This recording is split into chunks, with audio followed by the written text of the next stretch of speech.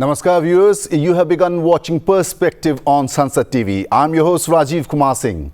In this program, we will be discussing the latest developments on Bharat-Pakistan tensions and the possibility of a ceasefire. It has been a day of fast developments, with American President Donald Trump treating the possibility of a ceasefire. He said full and immediate ceasefire between India and Pakistan has been agreed to. In his tweet, US President Donald Trump further added that after a long night of talks mediated by the United States, I am pleased to announce that India and Pakistan have agreed to a full and immediate ceasefire. There has been also tweet from External Affairs Minister Dr. S. Jaishankar, which says India and Pakistan have worked out an understanding. India, Pakistan agreed to halt military action. India's stance on terrorism has been unchanged, he said. To talk on all these developments, we have a former ambassador, Niraj Srivastava. Along with Ambassador Srivastava, we have defense expert Air Vice Marshal O.P. Tiwari, and also we expect to be joined, as we can see, he is there present, Lieutenant General Sanjay Kulkarni. To begin with, let us first play the bite of Foreign Secretary Vikram Misri. My colleagues from the military. The Director General of Military Operations of Pakistan called the Director General of Military Operations of India at 15:35 hours earlier this afternoon. It was agreed between them that both sides would stop all firing and military action on land and in the air and sea with effect from 1700 hours Indian Standard Time today. Instructions have been given on both sides to give effect to this understanding. The Directors General of Military Operations will talk again on the 12th of May at 1200 hours. Thank you. Ambassador Srivastava, today it was expected to be more of a military day, but it has changed to diplomacy. What's your take on that? Well, I am happy because any peace-loving person would be happy if violence stopped. And as an Indian and as a former Indian diplomat and as a peace-loving person, I welcome this announcement by our Foreign Secretary. But at the same time, I think it will be a slightly premature to give detailed comments on this development till we see all the fine print. We see all the implications, because some people are saying it is a ceasefire. Some people are saying it is a stoppage of fire. Some people are saying, basically, Ambassador, are saying the devil lies in the details. And only yesterday, Vice President of the United States, J.D. Vance, was saying that we have no business in all this. And after Trump's tweet, he also has purportedly said that it was all-night exercise, and the whole administration of the United States and its foreign affairs wing acted in unison and brought this ceasefire. What should we expect in the coming days as far as India-Pakistan diplomacy and US somehow trying to settle in between the two countries is going to be concerned? You see, as I said before, we still do not have all the details. I asked this, Ambassador, also because India's stand is that we don't want any meddling in our affairs with Pakistan. Yeah, sure. So, the point is, like, if Mr. Donald Trump is claiming that he is the mediator between India and Pakistan, Then on the Indian side, I have seen reports that India is saying that this is a bilateral understanding between India and Pakistan. There is no mention of any mediation. I have seen on several channels also that India has clarified that it did not seek mediation by President Trump. So that's why I'm telling you, at this point of time, a lot remains unclear. What is clear is that from 5 o'clock this evening, there will be stoppage of fire. Now we will see. It is still only 7:20, so we will see what happens late in the evening. We will see whether, like yesterday and day before yesterday, whether hundreds of drones are sent to attack parts of northern and western India. We will see from Pakistan side what they do. So that remains to be seen. Now this is, I would like to hear, say a couple of lines about my personal opinion. And this is my personal opinion. This has nothing to do with official matters relating to this subject. My personal opinion is that I am not sure if this bilateral understanding is going to prevent another Pahalgam in the future, because Pakistan is a country which does not even honor the treaties which it signs. It has been made amply clear to Pakistan and to all that India's stance on terrorism continues to be strong by our Foreign Minister.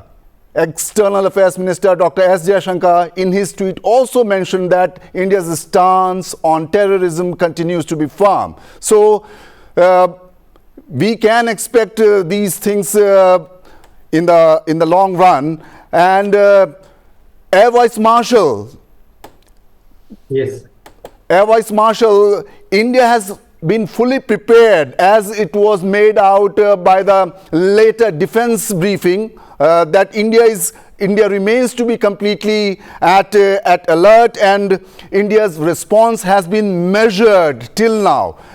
Only yesterday, India, in the morning today rather, India briefed that, the military briefed that 4 Pakistani military installations were attacked in response to the Pakistani intervention in across Indian territory. Yes, Rajiv, this is Pakistan was fully aware. Pakistan political leaders are fully aware, and they have been expressing from time to time that we cannot stand in front of it. But what is Pakistan? Pakistan is nothing. Pakistan is under control of Pakistan Army Chief. He is the Pakistan. What he says, he does. India has been very cautious after the first strike, which was 100% correct. All 24 missiles had hit the designated target, what he wanted to hit. The no lateral damage, nothing else, and all 24 missiles were successful. It means efficiency of a strike was 100%. After this, Pakistan retaliated, and we were expecting that Pakistan will not retaliate and did not escalate. But this person, I don't say, because Pakistan has been under control of Pakistan Army right from 1953 onwards, when the constitution was absorbed. Because political leaders have taken advantage, and directly or indirectly, Pakistan has been ruled by army since then. Now here the most important. Today morning we are surprised when we say that IMF has agreed for the package to the Pakistan. And we are quoting that this package will go where? 25% will go raising another terrorist battalions. 25% the Pakistani officers may transfer it to other banks, Swiss banks. The rest will go to China for purchase of some substandard materials where the Pakistan citizens are getting benefited. So they were quite agitated. But it appears, total my perception, like Niraj is saying, my perception, it was a condition probably. and they wanted a saver as instead, so that okay, we have stopped because of India is also angry. India gave an adequate chance. It only retaliated. It never attacked. It was never an offense. They after the some attack, but the Indian strike was so prominent and so effective, they got scared. But now I'm supporting Srivastava sir. This will be a temporary moment because Pakistan may have agreed, but the Pakistan further army chief who has got aspirations to become a commander of Pakistan, he may not agree and he will resort to the similar incidents. Thankfully, India has said that any act of terrorism in future will be considered as a war of act. Means our Prime Minister has agreed that if anything happens, we'll attack like this and we don't require any permission, or we don't have to convince the world, you don't have to take a world opinion. Now, India is in such a position, you really don't, Srivastava sir will agree, we don't require anybody's opinion because nobody is coming to help us to fight. We have to fight yourself, and Bhagwan ki marzi that we are capable, and we started producing all the equipments. You don't depend on the foreign countries for some equipments, air defense equipment, maybe aircraft or maybe tanks. We are self-sufficient, and government political will is very strong and will stand by it. So anyway, this is a very nice move of a ceasefire, and we say if the results are from today itself. Otherwise, Pakistan has to suffer. Pakistan has tried by sending hundreds of missiles, hundreds of drones and small missiles together to deplete our air defense. But our cooperation and cohesiveness between the Army, Air Defense and Air Force, we have acted very correctly, and we have not wasted any of our missile defenders or any airborne. It has been fired and stopped by the smaller equipments with less outlay. That Pakistan has failed, and at the return, Pakistan's poor quality of air defense had not been able to intercept any of our missiles who has stuck their airfields. So now something very good had happened. We are all happy. Srivastava sir, everybody wants to have a peace, but question mark still prevails. We cannot be complacent. We have to be prepared, and next time when the target comes, we have to strike first. The surprise element will be strong and will bring positive. So that sense of fear in Pakistan should be there. You cannot get away. They should not get away. India is developing old opinion, trying to circulate opinion. First chance, anything in future, something happen, it will happen definitely. But they strike back straight away and eliminate some of them, maybe some other target. There may be collateral damage. We cannot be very powerful, and we should attack. So that details, as Srivastava sir was saying, now what happened, the details you have not read. So these are two feelings that Pakistan has got the package, and India said that next time if something happens, we'll strike. That will be act of war. Maybe it is very clear from the stance that India has taken today. Let me bring in Lieutenant General Kulkarni in this debate. Pakistan's Defence Minister Khwaja Asif till recently had said that the option of using nuclear weapons against India is present but must be treated as a very distant possibility. We know Khwaja Asif. Why does Pakistan indulge in nuclear saber rattling at the first opportunity? Lieutenant General Kulkarni. Thank you very much. At the very outset, first and foremost, heartiest congratulations to the astute political leadership, and heartiest congratulations to the armed forces for the extreme professionalism, and heartiest congratulations to the nation for having stood unitedly to ensure that we all fight the war against terrorism. This war was against terrorism.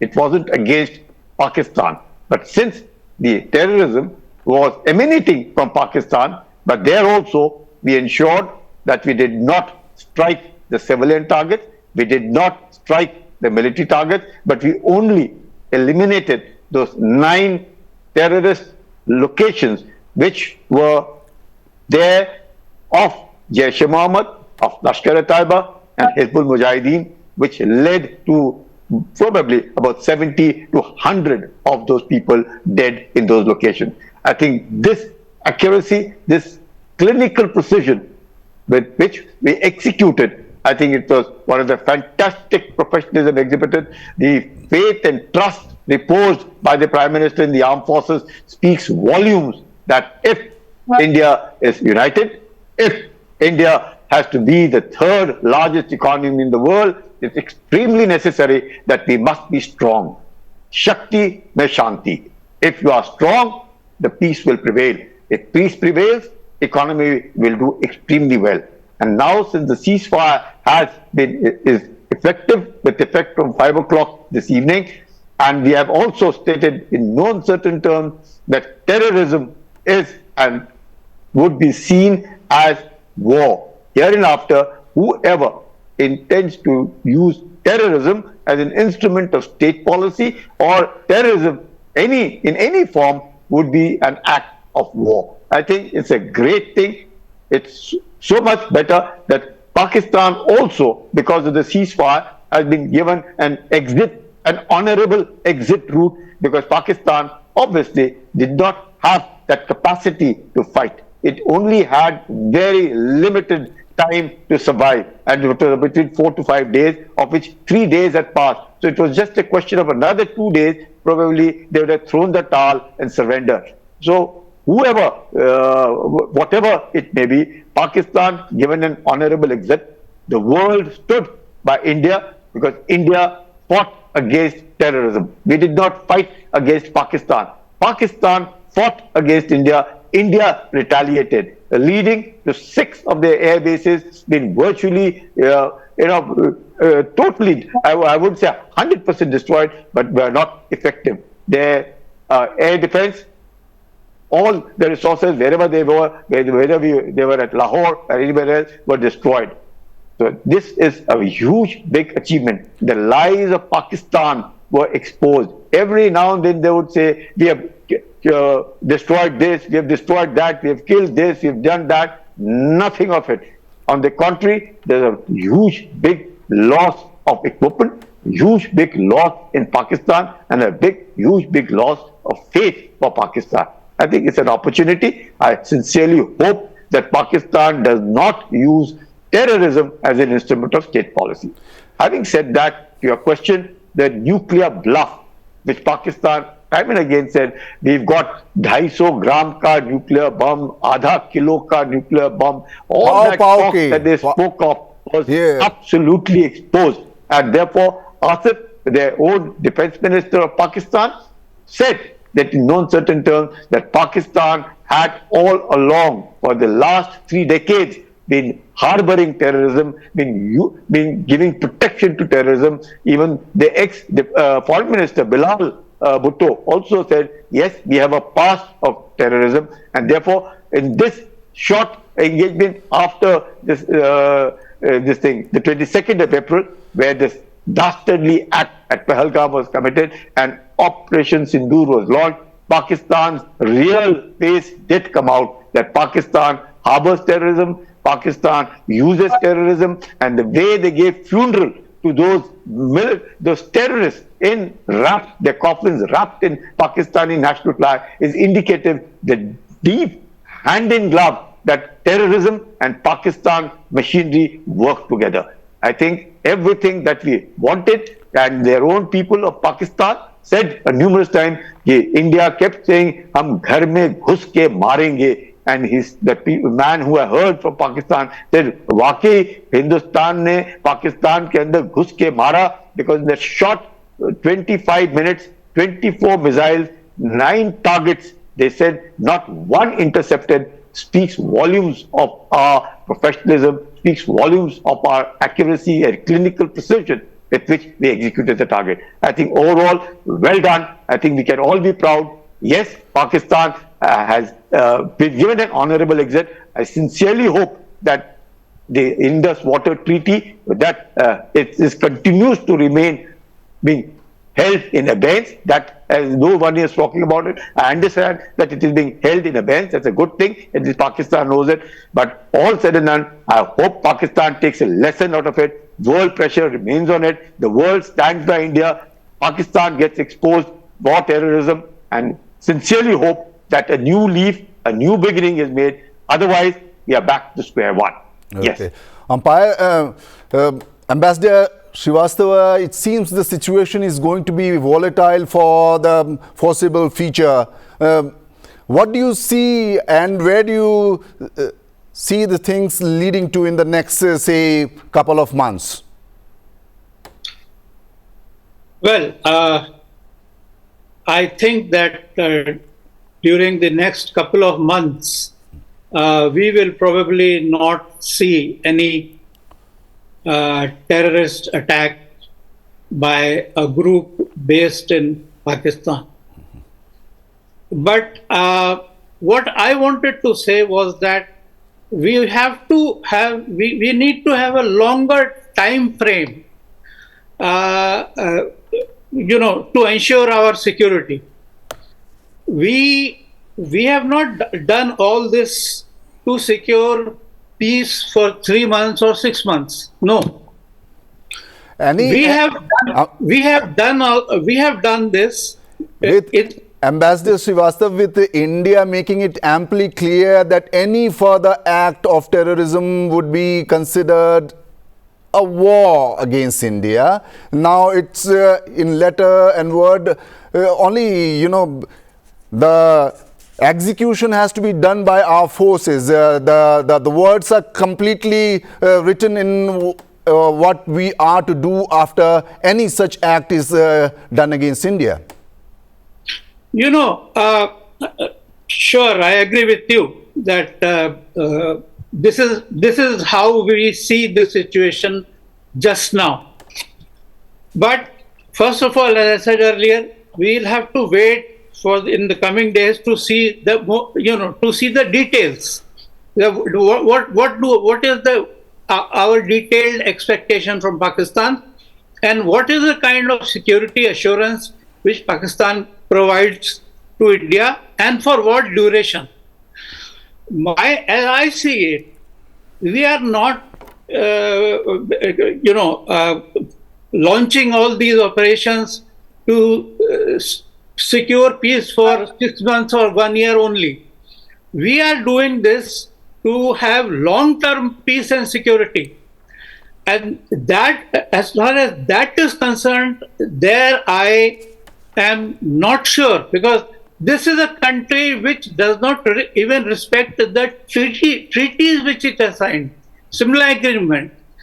This country continuously lies to the whole world about its terrorism basis and its encouragement of terrorism. This country only understands the language of force, and that therefore my very personal view, which may be totally wrong, is that we may have ensured that no Pahalgam takes place for the next 6 months or 1 year. I am not very sure what will happen after that, because this country is not going to change. They will again try as soon as they recover, because they have the American friends have given them billions of dollars of IMF loan also.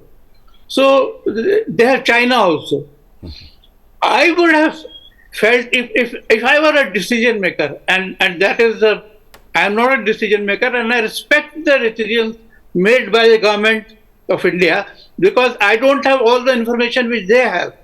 And so I am not questioning their decisions.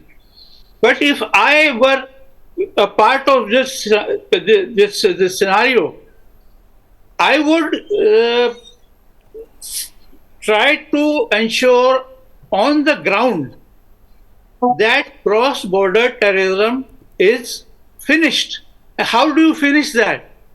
You finish cross-border terrorism by taking back the hinterland from where the infiltration takes place, which means Pak-occupied Kashmir, which means at least Haji Pir Pass, which is the main source of infiltration. I believe that we had a golden opportunity to try, and this was a moment where the country was united, where all the big powers were busy with their own problems, and we could have used this opportunity to take the hinterland of Kashmir, POK, Only when that is done, only if POK is taken, we can guarantee that cross-border terrorism will not take place. Unless all other things to me are basically are meaningless, because Pakistan does not respect anything. Are you, Ambassador, hinting in some way that a Nawaz Sharif type of a situation going to Bill Clinton in '99 on the back door would have happened for Pakistan to come to the situation where they asked for a ceasefire, pleaded for a ceasefire, seeing the destruction caused by the Indian armed forces in the last 3-4 days? See, I agree with you. My point is this. Why should we give a ceasefire to Pakistan when it asks for it? It is not, we are under no obligation to give it ceasefire. What we need to do is to have a clarity of thought regarding what is our agenda. And at this point of time, it is my considered view that such moments come very rarely in history, and today a moment like this had come, where you have fault lines inside Pakistan, you have fault lines of Balochistan, you have fault lines of Khyber Pakhtunkhwa, you have fault lines of Tehreek-e-Taliban, you have fault lines of POK. If I were a decision maker, which I am not, I'm hypothetically speaking, if I had to make a decision, I would press on with this task and break up Pakistan. Break up Pakistan. That's the only way to deal with this country. Because believe me, it is going to. I have been a diplomat for 35 years. I've seen very closely these things. This is just, asking for ceasefire. We have given them ceasefire.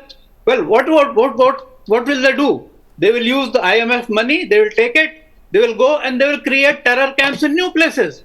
And next year we will have another Pahalgam. So that's my own view, frankly speaking, which again, as I said, may be wrong also. Let us hope that Pakistan walks on a road of some sort of a sense. Air Vice Marshal Tiwari, in the last 3-4 days, with Pakistan attacking beyond the line of control and in fact beyond also the international border, our weapons and our artilleries have been tested, and what they have proved in the last 3-4 days is Pakistan can throw anything that they want and we would be able to defend. So our weapons and our artilleries remain tested, and they are in a way proven to be solid. Yes, sir. First of all, let me tell the apprehension of Ambassador Srivastava. I'm fully in agreement with them. See, right now we had an opportunity to plug certain points where there have been easy way through inside the India. Probably, I assume some of them must have been done. This is the time we should have stuck on this point. We should have captured those areas and keep it to them, not like what you left in 1971. So that was a very important aspect, because see, terrorism can never be stopped, because that is the only weapon Pakistan army has got. This terrorist battalion, I go one step further, are the extended battalions of Pakistan army. Indian army raises 4 headquarters. They raise their core company and they give them a chola of terrorists.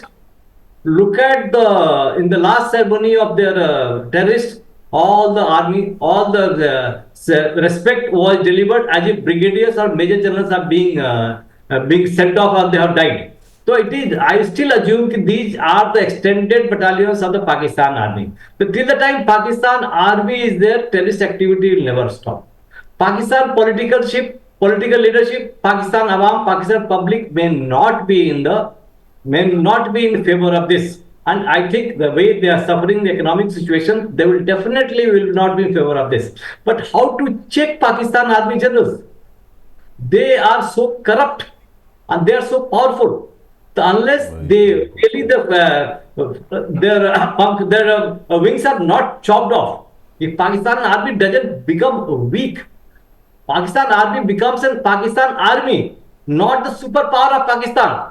Till the time Pakistan army becomes a normal Pakistan army and doesn't interfere and listen to political leaders, so listening to Pakistan is only request at this moment. But some very transformational change has to occur in the Pakistan society, and the Pakistan army has to be weakened from all sides, and Pakistani generals, some of them should be taken to task so that no one in the future dares to do this. So meanwhile, this will take a lot of time. I agree, the India should have taken. I know there are all the external affairs and governments must have taken a lot of steps. They have taken a lot of steps before coming into the ceasefire. Let's appreciate and we'll be happy with the decision. But we have to be cautious. We have to be cautious because there are a large number of people within India supporting them. These sleeper cells will continue to be there. They require a little bit of ignition and they will fire. So all this internal, external, and you have to be more cautious. Otherwise, if the ceasefire had not taken place, they have the right opportunity to crush them. They could have got crushed, though this would not have been in favor of India economic development. This should have slowed down. That is a major point, Air Vice Marshal. And let me go to Lieutenant General Kulkarni once again.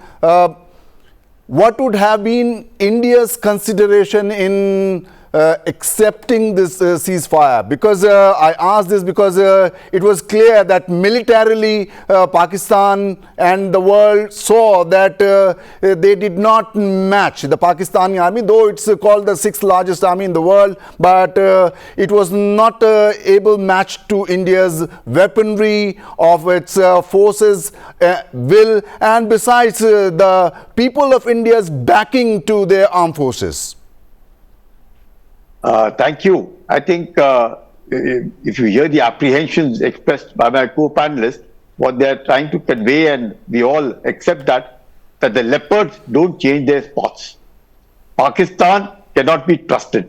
Pakistan, the very fact that the Chief of the Army Staff is supreme, is absolutely evident that the Secretary of State, Mr. Rubio, had to speak to the Chief of the Army Staff, Munir, to be able to prevail upon him, force upon him to do, or he may have requested him, please, let's go in for a ceasefire, otherwise my country, I had it. So one thing is very clear, that who calls the shots in Pakistan is the Chief of the Army Staff.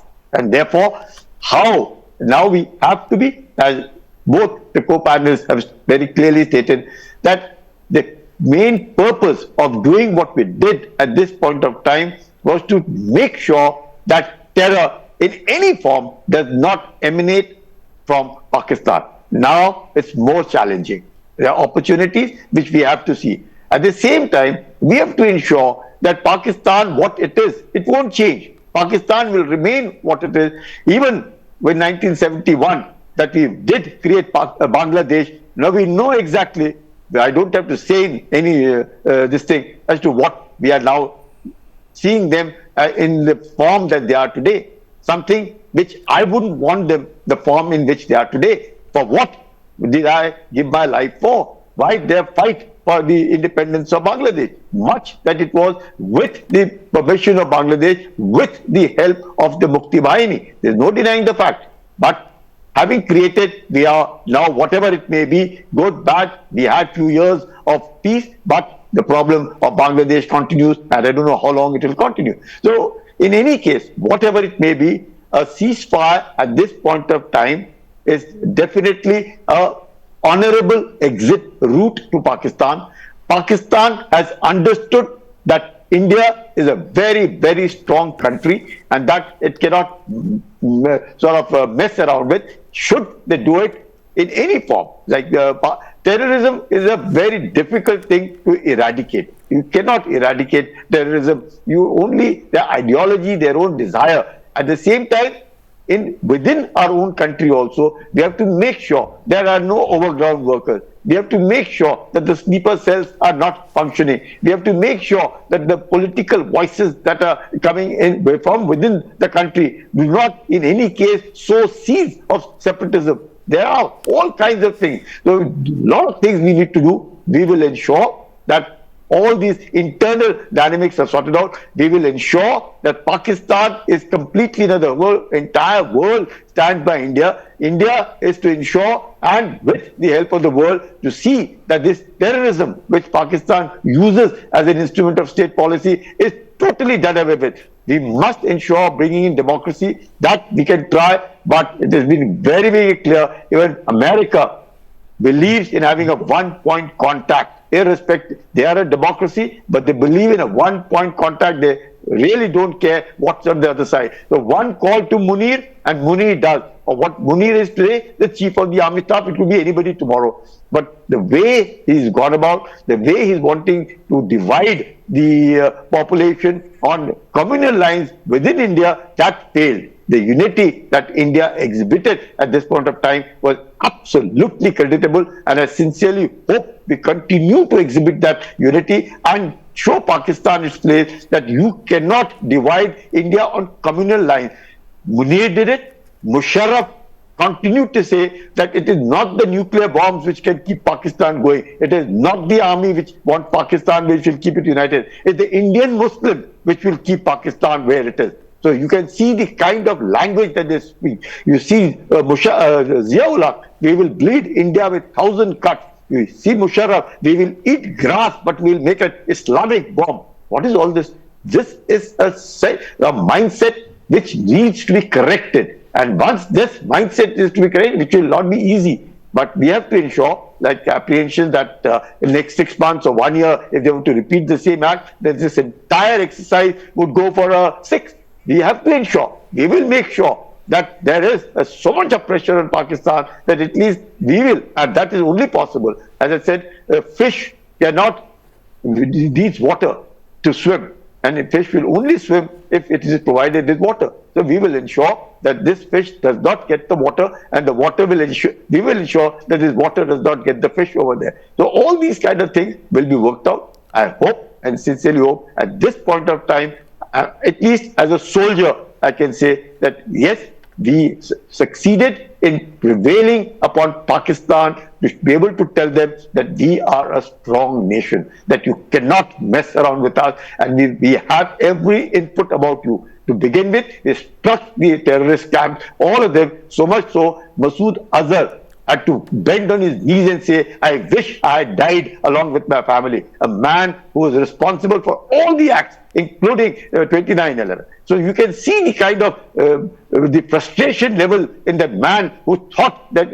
of no end of himself, being brought on his knees by the armed forces. The way this precision, the clinical precision with struck that thing, his house in Bahawalpur, was super, unbelievable. I don't think Pakistan can ever get over that when their own people in Pakistan are saying, Hindustan ने तो पाकिस्तान के अंदर घुस के मारा, Iran ने 1000 missile डाली Israel के ऊपर, कम से कम इजराइल ने 999 को इंटरसेप्ट किया, एक ही गिरी, यहाँ पर तो एक भी इंटरसेप्ट नहीं कर सके. हम क्या कह रहे हैं, वो तो इन्होंने घुस के मारा. So that fear and at the same time the respect for India has gone notches up in the eyes of the Pakistanis. We must continue to use that as a sort of a strong point, ensure that our economy does not get derailed. We must become the 3rd largest economy. The strength is in having peace, and strength can only be in peace, which the armed forces must ensure.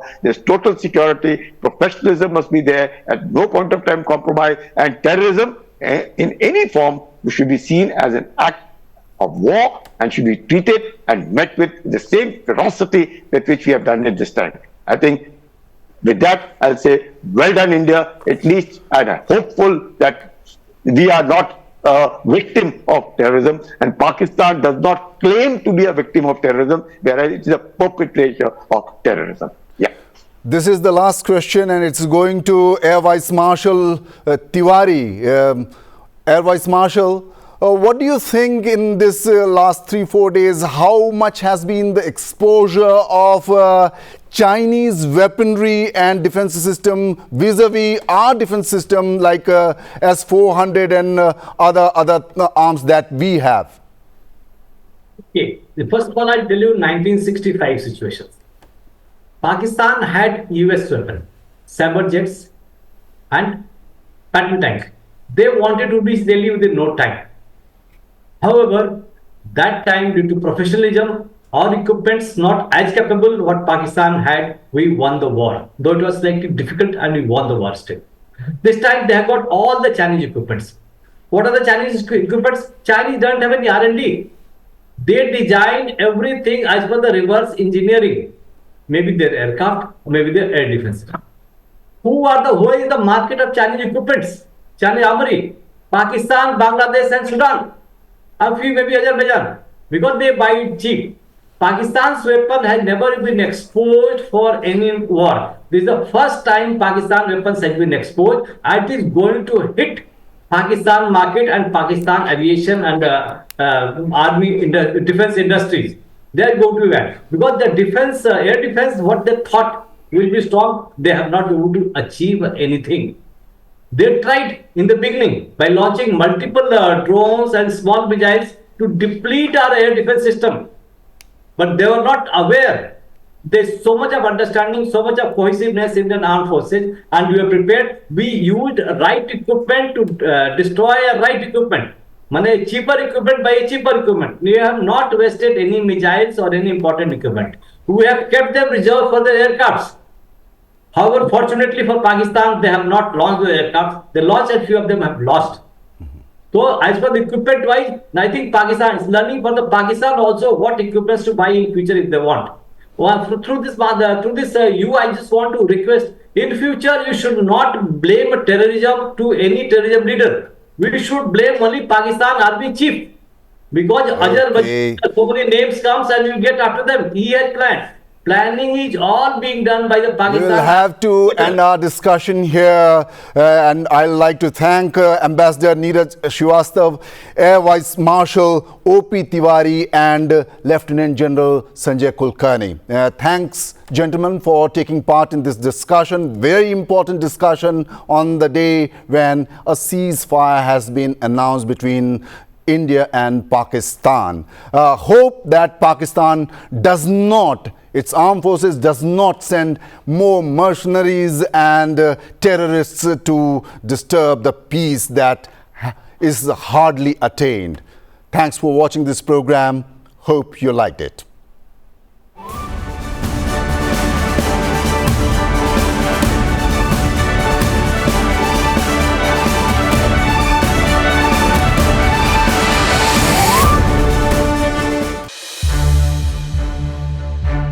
To watch more programs of Sansad TV, subscribe to our YouTube channel and don't forget to like and share them.